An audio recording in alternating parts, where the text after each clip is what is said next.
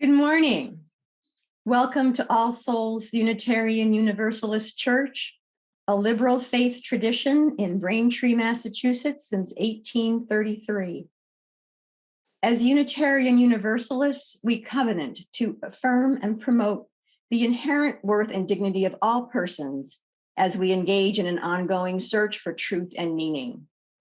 Whoever you are, whomever you love, however you inhabit your body, and wherever you are on life's journey, you are welcome into the life of this beloved community. My name is Mary Mitchell. I serve as church treasurer, and it is my pleasure to be your service associate this morning. If you are visiting us for the first time or would like us to reach out to you, please click on the link provided in the chat to complete a connection card. Everyone will remain muted throughout the service unless you wish to participate in the sharing of joys and concerns. Our services, with the exception of joys and concerns, are recorded and posted on our YouTube channel each week.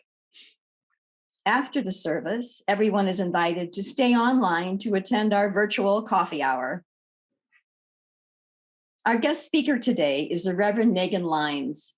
Reverend Lynes grew up as a Unitarian Universalist in the Boston area and was ordained by her internship congregation, First Parish Unitarian of Canton, Mass. In 2008. Reverend Lynes served as minister at First Parish in Bedford, Mass. For 9 years and at First Church in Sterling, Mass. For 2 years. Since the start of the pandemic, Reverend Megan has stayed home to be with her 2-year-old son full-time. She is a single mom by choice and lives in Stowe with her best friend, her son Jesse, 2 cats, and 6 chickens. Reverend Megan, welcome to All Souls. We're so happy you could be with us today. Oh, thank you so much. It's so great to be with all of you. And thank you for inviting me to spend time together with you this morning. And it's just lovely to connect with people that I haven't met before. I did drop in last week to sort of get a sense of who you are. And that was just a wonderful service. And thank you for having me. And I just really look forward to spending the time with you today. Thank you. Now we light our chalice with the words of Laura Thompson. Across the distance, the light from within me shines, sending love to all. Across the distance, your light is fuel that warms me and helps to keep my own light burning. Together, we keep the flame of community burning bright. And we light this earth candle to affirm our commitment to caring for the planet that is our home.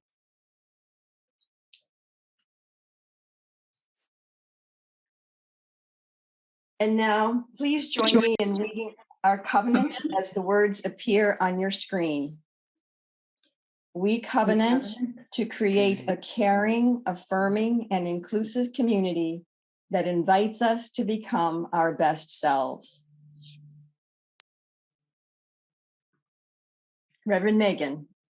So this is a poem that I've loved for a long time, but really rose to the surface after watching my 2-year-old this summer just take on everything. I watched him climb really high ladders to pick apples just recently, and I realized that this poem speaks to me, and I hope there's things in your own life that come to mind when you yourself were called to be very near and then to stand back. So this is a poem about that. It's called The Summer You Learned to Swim by Michael Sims. The summer you learned to swim was the summer I learned to be at peace with myself. In May, you were afraid to put your face in the water, but by August, I was standing in the pool once more when you dove in, then retreated to the wall saying, "You forgot to say sugar." So I said, "Come on, sugar, you can do it." And you pushed off and swam to me and held on, laughing. Your hair stuck to your cheeks. You hiccuped with joy and swam off again. And I dove in too, trying new things. I tried not giving advice. I tried waking early to pray. I tried not rising in anger. Watching you, I grew stronger. Your courage washed away my fear. All day I worked hard thinking of you. In the evening, I walked the long hill home. You were at the top, waving your small arms, pittering down the slope to me, and I lifted you high, so high to the moon. That summer, all the world was soul and water, light glancing off peaks. You learned the turtle, the cannonball, the froggy, and the flutter, and I learned to stand and wait for you to swim to me. And our opening hymn is actually a new one. I don't know it. I doubt you'll know it, but just let the music sink in for you. The words are beautiful. They're composed and written by Jim Scott, who wrote a number of hymns in our hymnal, our UU hymnal. And this is a new hymn for us to enjoy together.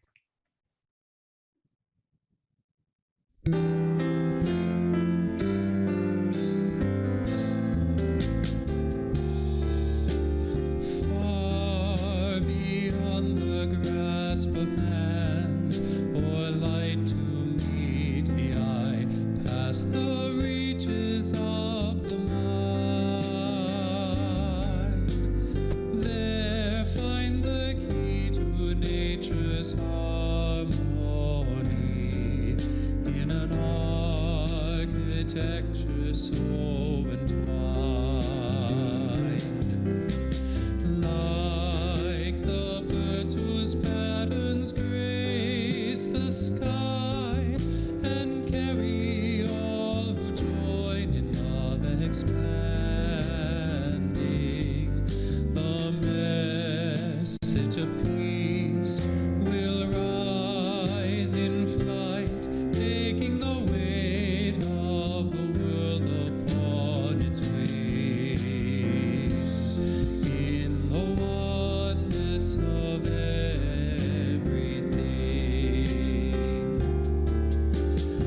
Peace is in the dance of trees, who stir before the first breath of wind is yet perceived.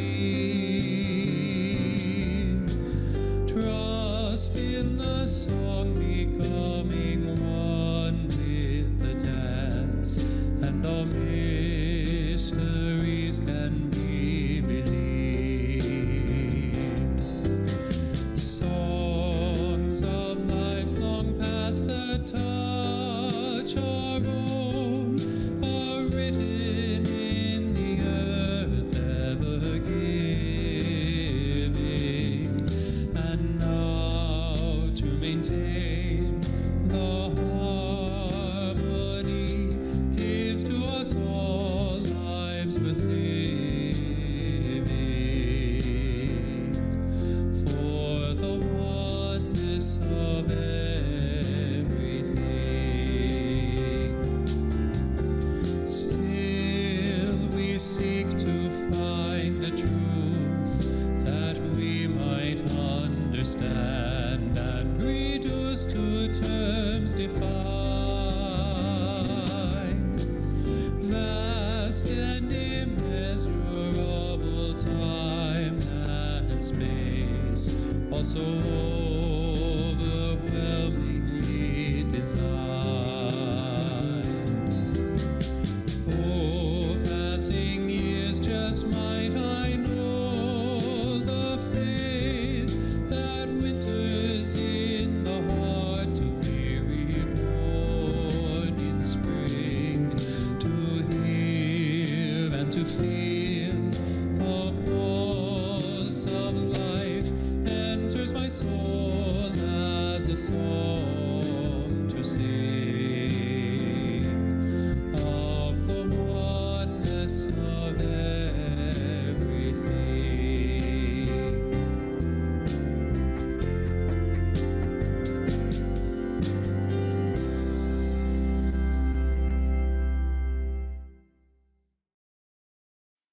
Each week, we take time to share our important joys and concerns so all of us might help carry the burden and join in the celebration.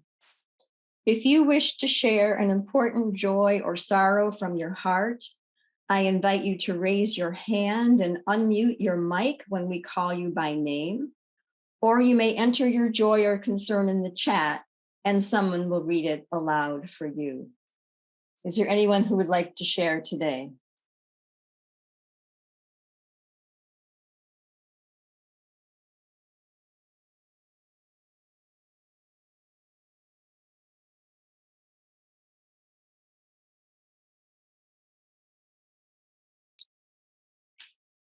And if there are no one else, I would like put one final stone for those other joys and concerns that are not expressed, but are still in our hearts. So in our religious tradition, it is not just ministers and religious professionals who have the power to bless. Each of us has the power to bless one another and to, of course, bless the world.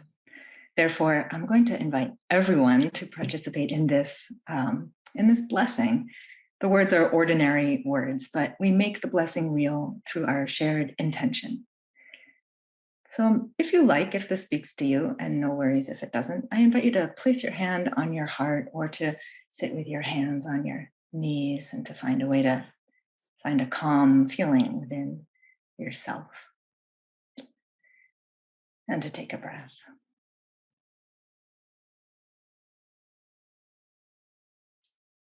As we have been blessed, so we bless one another to be a blessing. Breathe in and breathe out. This breath we share with all that breathes. Feel the love of the universe flowing through this community into you and out into the universe again. Let the love of all the universe, your love, flow outward to its height, its depth, its broad extent. You are more than you know, and more beloved than you know. Take up what power is yours to create safe haven, to make of earth a heaven.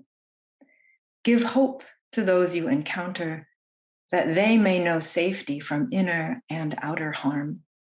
Be happy and at peace, healthy and strong, careful and joyful. Be the blessing you already are. That is enough. Blessed be. Amen.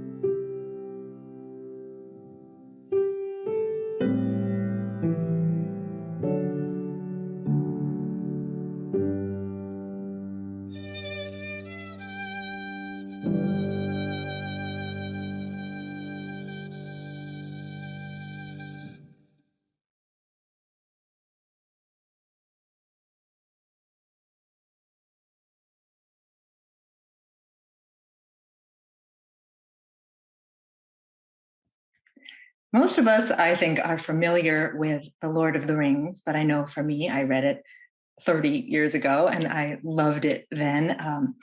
And it's always stayed with me as this a way to think about almost a theology, a good versus evil theology. And it's a bit like a Bible for me in the sense that it means something significant every time I think back on important passages. And so I found a passage I think makes sense when we think about what does it mean to need one another and to lean on one another, the themes of this service. So this excerpt is from The Fellowship of the Ring, The Shadow of the Past, and by J.R. Tolkien. The Lord of the Rings, of course, is an epic fantasy journey in which a small group is trying to save the world. There's an important, so that's only sort of one way to describe Lord of the Rings, but there is an important subplot about a character named Gollum who has done terrible, terrible things. And whether Gollum is redeemable or simply bad. And in the passage that follows, two of the main characters talk very frankly about Gollum, who they have just learned is following them. "But this is terrible," cried Frodo, "far worse than the worst that I imagined from your hints and warnings. Oh, Gandalf, best of friends, what am I to do? For now I am really afraid. What am I to do? What a pity that Bilbo did not stab that vile creature when he had a chance." And Gandalf, "Pity, it was pity that stayed his hand. Pity and mercy not to strike without need. And he has been well rewarded, Frodo. Be sure that he took so little hurt from the evil and escaped in the end because he began his ownership of the ring so, with pity." "I am sorry," said Frodo, "but I am frightened, and I do not feel any pity for Gollum." "You have not seen him," Gandalf broke in. "No, and I don't want to," said Frodo. "I can't understand you. Do you mean to say that you and the elves have let him live on after all those horrible deeds? Now at any rate, he is as bad as an orc and just an enemy. He deserves death." "Deserves it? I dare say he does," Gandalf says. "Many that live deserve death, and some that die deserve life. Can you give it to them? Then do not be too eager to deal out death in judgment, for even the very wise cannot see all ends. I have not much hope that Gollum can be cured before he dies, but there is a chance of it, and he is bound up with the fate of the ring. My heart tells me that he has some part to play yet, for good or ill, before the end. And when that comes, the pity of Bilbo may rule the fate of many, yours not least." Each week, we have an opportunity to give thanks for the blessings we have received in our lives and in the life of our church community. Our offering is a chance to give back in support of the work and outreach of our church. At this time, our electronic offering will be given and received by following the link in the chat or at the top of your order of service.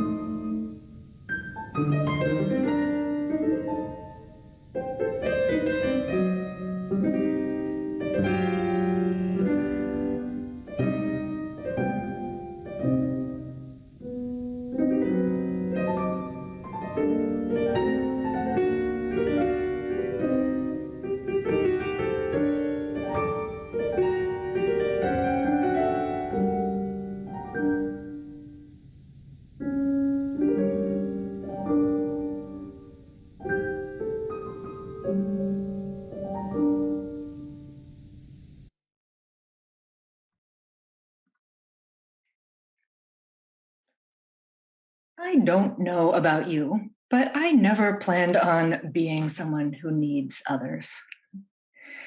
I was taught to value independence and hard work, and I've always tried to do things mostly on my own.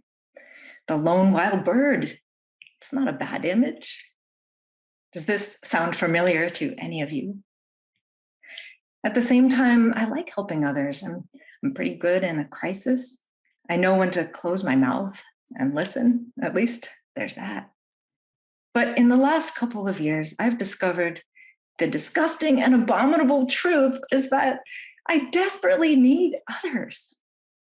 I remember my dad showing up with a loaf of banana bread about a month into the pandemic last year, and I'd been alone in the house with the baby for 6 days, and he just hated the car seat, and he hated the stroller, and he hated the carrier, so we had gone really nowhere. And I remember I handed my dad this child loved, and I sat down on the kitchen floor and I ate half of that banana bread like this, like a starving woodchuck. And the pandemic has taught us that we can't help it, but we are brought into close proximity with one another out of necessity, and we're pulled into pods. And the infection rates that are constantly affecting each and every one of us, we can't help it. We are all linked and bonded and tied up with each other's existence every moment of our life. And of course, we have all witnessed the great acts of kindness that some among us have extended to complete strangers, not just those in their pod, but strangers in their time of need. And we can really say it, never say it enough. Thank you to the hospital staff and the essential workers and the teachers and the parents and all the people who put themselves out there, way out there, to be there for others and to draw us all close again. The truth is that all our lives we are in need of others, and others are in need of us. And it is one of the biggest blessings about being human that I know. So I'll share a story with you this morning that helped me see our connections in that light. I was spending the summer in Taiwan with my friend Alice, and that was a new experience for me. I was 20, and so much was new that I had stopped questioning what was normal. It was a tropical place, a new city, tall buildings crammed in, leaves that were this big that people could use them as umbrellas. There were new tastes on every street corner, new friends to make. One night I had been tossing and turning for hours in the hot, moist darkness when I began to hear what I was sure was the sound of crying. And just everything was so new and different that I thought, I don't even know if I'm hearing crying, but it really did seem to be that. And it certainly wasn't my friend who was asleep in the twin bed beside me, and it wasn't her parents who were downstairs or her grandparents one floor but down. At least I couldn't imagine it was them.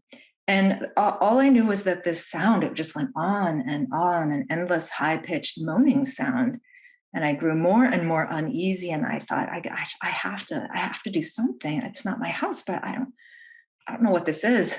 And suddenly it stopped, and I didn't know whether I had really heard it or imagined it, but I kind of let it go, and I figured, and I'm meant to know. If I'm meant to know, it will unfold. And the answer came a few days later. My friend Alice lived with her extended family, including who I just said, her parents, her brothers, and her grandmother. And her grandmother's name was Amma. She was a tiny, wizened woman whose arthritic hands were always busy, just chopping, folding, tending. And one day, Amma brought back a fresh fish from the market in a bucket of cool water. Her wrinkled hands cleaned it at the sink and turned the oil to sizzling in the pan. And the scent of ginger and scallions filled the room, and the air was heavy with the moisture of the tropics and the steamed rice. And Amma seemed to wink at me as she flipped the fish.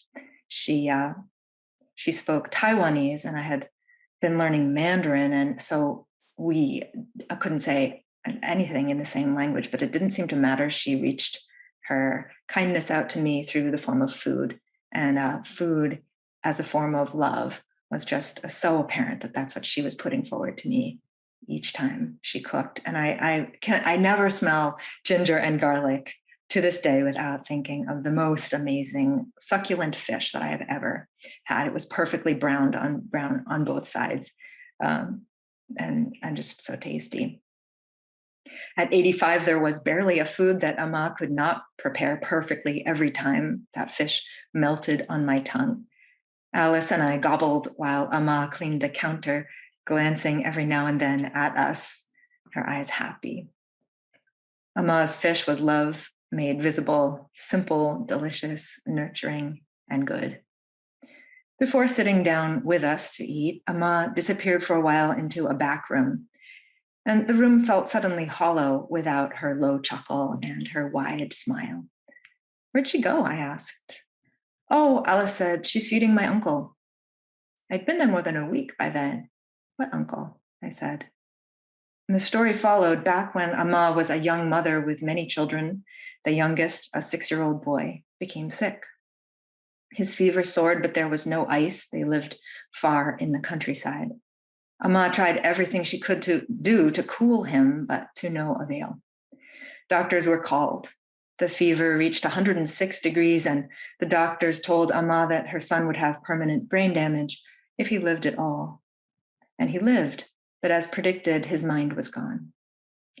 A woman of strong Buddhist faith, Ama understood this life-changing event as a form of karma. The effects of her actions in a previous life had determined her destiny for this incarnation. Now, if you're like me, you might think that Ama would see her fate as punishment for her own misdeeds in another lifetime. But this was not how she thought of it at all. Deep in her bones, Ama felt certain that she owed her son a great debt because of an unfathomable kindness he must have bestowed upon her in a previous lifetime. Tending to him was her kindness in return, good for good. She would spend the rest of her life caring for him, feeding him, moving his limbs so they would not freeze up, rocking him in his crib at night when he cried. It was out of her love and respect for their timeless relationship that she chose to chew each bite of food for him, since he couldn't chew it for himself. A feeding tube certainly would have shortened his life. Diabetic, she tasted but could not swallow practically everything she chewed, even rice. Vegetarian out of religious belief, she chewed her son's fish because the doctors told her he needed it for protein and to stay healthy. And despite all the doctors' predictions, Ama was able to nurture her beloved son for 50 years. This was more than 20 years ago now, but I remember feeling that I don't know if I could have done what she did. And both mother and son have now since passed, the son first, followed a week later by his mother. It is said that they balanced their relationship perfectly through respect, duty, and love. Ama was so quietly proud of her life work, and all could rest in peace. Out of our own tradition, the song "Lean on Me" by Bill Withers has these familiar words. Sometimes in our lives, we all have pain, we all have sorrow, but if we are wise, we know that there's always tomorrow. Lean on me when you are not strong, and I'll be your friend. I'll help you carry on, for it won't be long till I'm gonna need somebody to lean on. If there is anything this pandemic has taught us, it's that, like it or not, we are all in this crazy boat together. First, we silenced the city. Remember the first week when we all really did stay home, and the planes and the buses and the cars, they just stopped. It was so quiet. It was like a snow day, but sort of for the whole country at once. And then we sanitized our groceries. And then we stripped at the door upon returning home. And next, we learned Zoom and chat room tech. And let me tell you, your own tech team is awesome. They are hardworking, diligent. They put in hours behind whatever you see comes to the service each week. It takes so much dedication. And I just want to thank each and every one of the people who put something together that is so beautiful as a service can be in this community. But it's no small feat to learn how to do all of that and to be patient with each other. And then people homeschooled their kids on top of trying to work full-time jobs, and the kids are screaming over here, and the job is just pretending to even be happening. It was just all impossible. To entertain bouncy kids with nowhere to go, parents drove them through car twice for 5 minutes each. And we survived without libraries. I cried when our library in town opened. I could show my kid a collection of books and toys and other children. He'd never had a playmate before. And hugs. How long has it been since we felt we really were free to hug people that we want to hug? It was, and in many ways still is, just beyond bizarre. But hey, maybe we also went on long walks or read old novels from our own shelves or decorated cakes. Perhaps too many cakes in my case. Hey, you can't have too much cake, I thought. Just, invite more guests over and we'll all eat it. Oh, wait, that won't work. So we simultaneously appalled and amazed ourselves with our COVID fears and antics.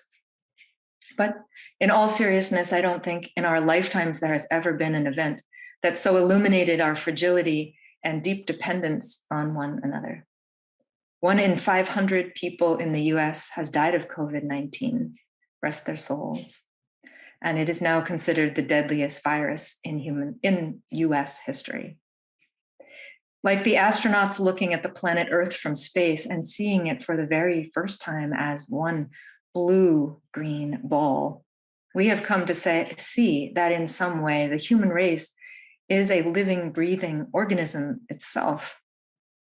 If we are to keep ourselves and one another safe, we have to care about the actions and interactions of someone on the other side of the world with no access to a vaccine, or someone on the other end of the political spectrum, or a family member who is refusing to be vaxxed. We are meant to lean on one another throughout our lives, but we are not practiced at needing people that we don't like or caring about the people we don't respect. The Hebrew word for love is chesed. Chesed is not a romantic infatuation kind of love. It's the idea of faithful love in action. It is a steadfast, reliable love. It intervenes on behalf of loved ones and comes to their rescue.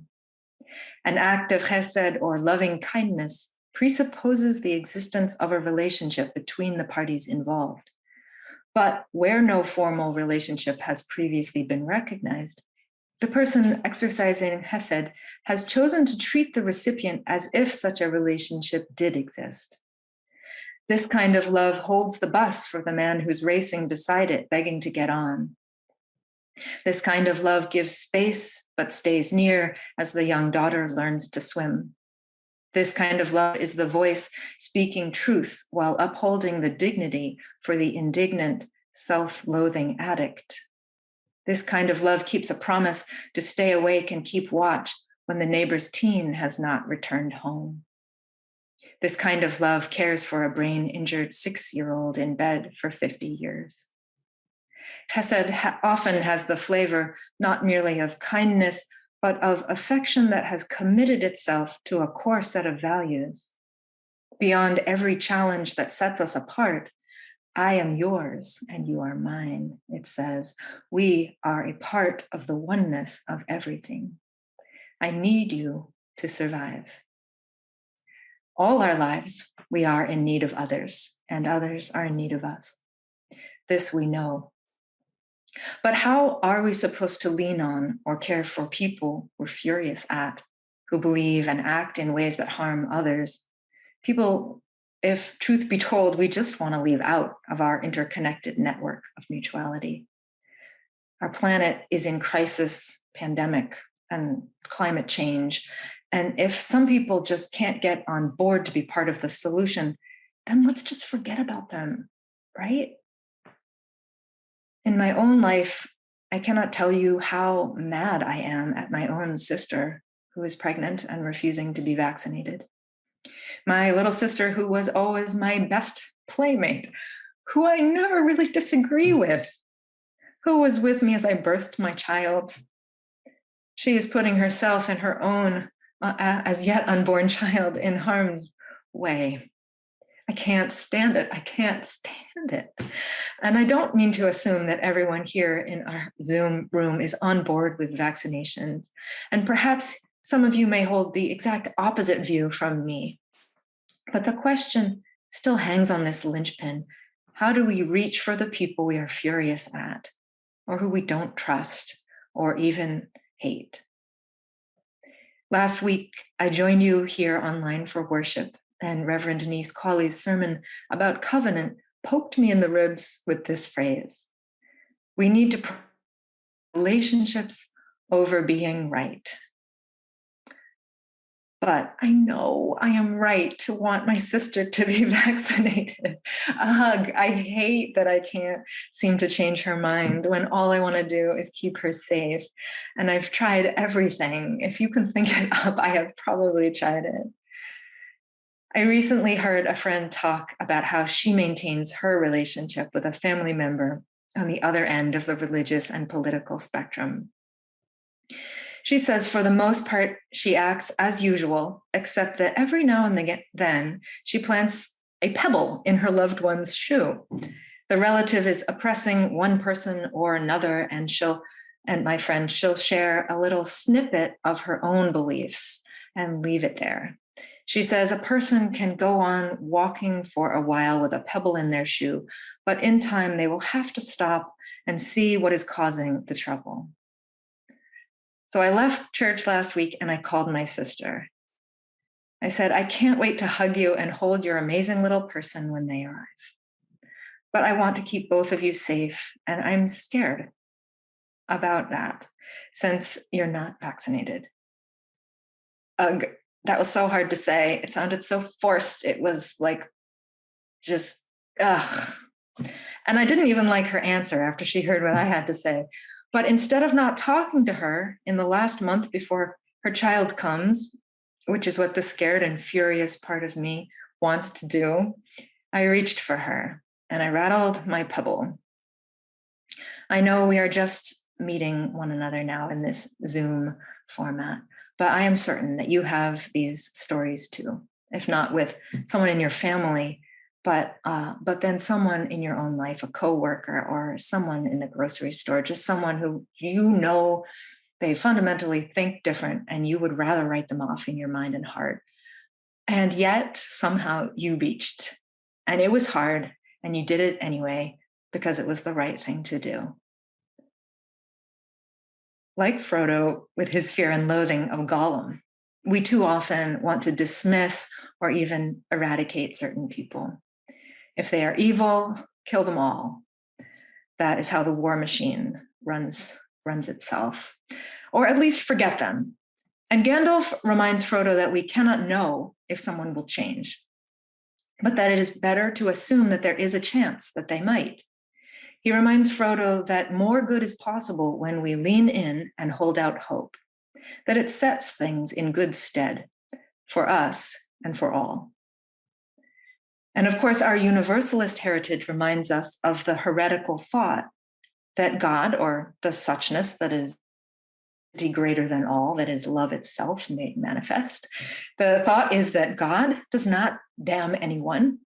It's hard to explain how radical a thought this was back in the 1700s.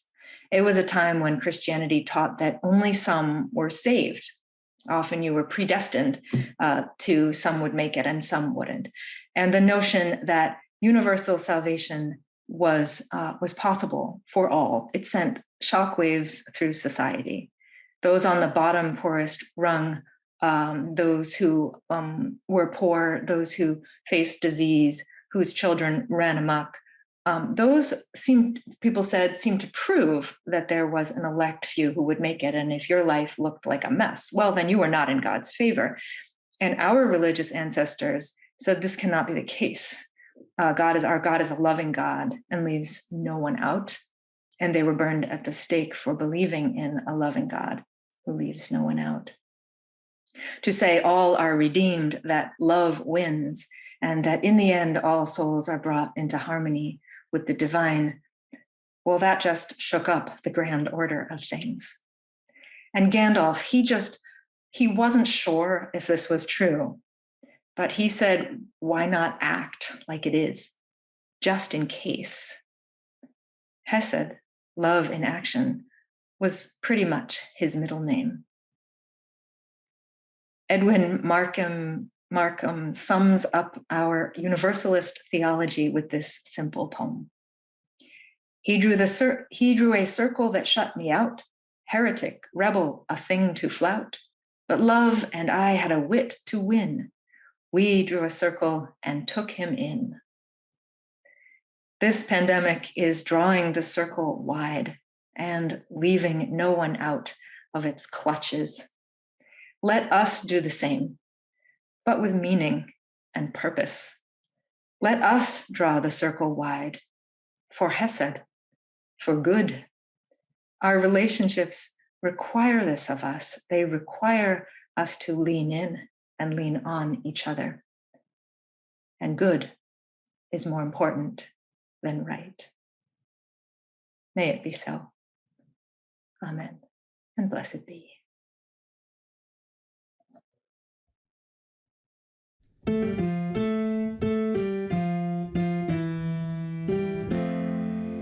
Sometimes in our lives, we all have pain, we all have sorrow. But if we are wise, we know that there's always tomorrow.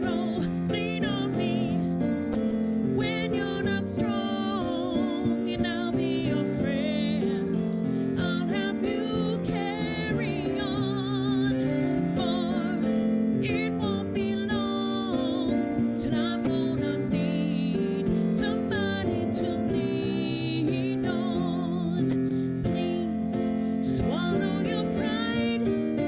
If I have things you need to borrow, for no one can fill those of your needs that you won't let show. Lean on me when you're not strong, and I'll be your friend. I'll help you carry on, for it won't be long till I'm gonna need somebody to lean on. If there is a load you have to bear that you can't carry, I'm right up the road. I'll share your load if you just call me. Lean on me when you're not strong. I'll be your friend. I'll help you carry on, for it won't be long till I'm gonna need somebody to lean on. You just call on me, brother, when you need a hand. We all need somebody to lean on. I just might have a problem that you'd understand. We all need somebody to lean on. Our closing words are by F.E. Gillis. May the love that overcomes all differences, that heals all wounds, that puts to flight all fears, that reconciles all who are separated, be in us and among us, now and always. Amen.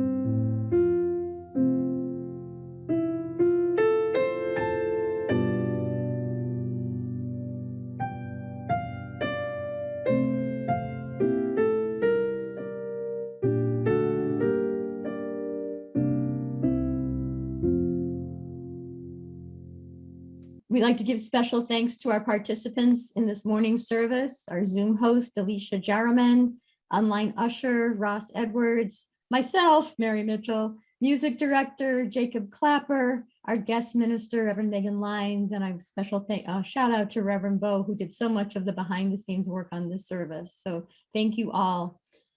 And now we have announcements. We have connection circles this week on Monday and on Friday. We have the Sunday Service and Music Committee meets tomorrow at 6:30 on Zoom. The book discussion group will talk about All Creatures Great and Small on Tuesday at 7.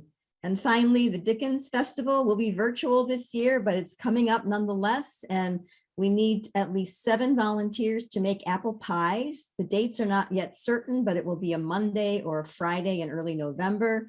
And you can email Ross Edwards to volunteer or with any questions. Ross, do you want to say anything else about that? Oh, thank you. No thanks. We just need as many people as we can. We're going to make 25 pies a day, and that takes a lot of work. So we welcome any volunteers.